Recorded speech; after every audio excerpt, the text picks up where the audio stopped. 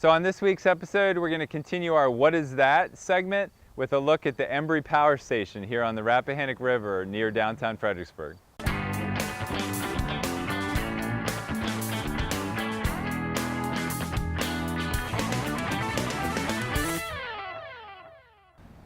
All right, so now we're inside the former Embrey Power Station with Mr. Ed Whalen, who is one of the owners of this property here at 1709 Caroline Street.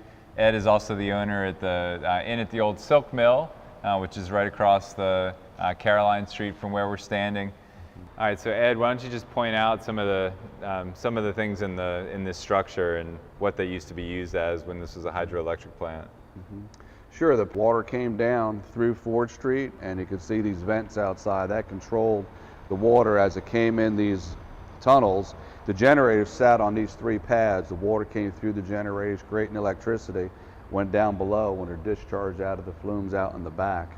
This up top is a crane, and that crane was able to slide over to work on all these generators, because you imagine how heavy they were. They were all sitting in here. They were big monstrosities, those generators that produced all the electricity for the city. And this is a control board over here, you can see where all these pipes are, where they controlled electricity going all out to different parts of the city. Yeah.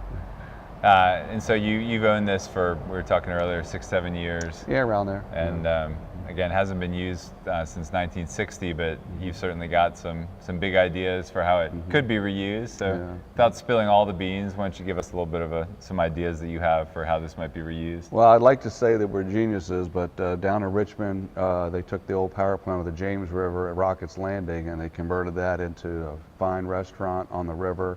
There's a lot of activity with the crew team using the river, so we really envisioned having this property be used where it could be open to the public with multi-restaurants and have access to the river, so our guests and people can paddle up and come on and get something cold to drink, something to eat.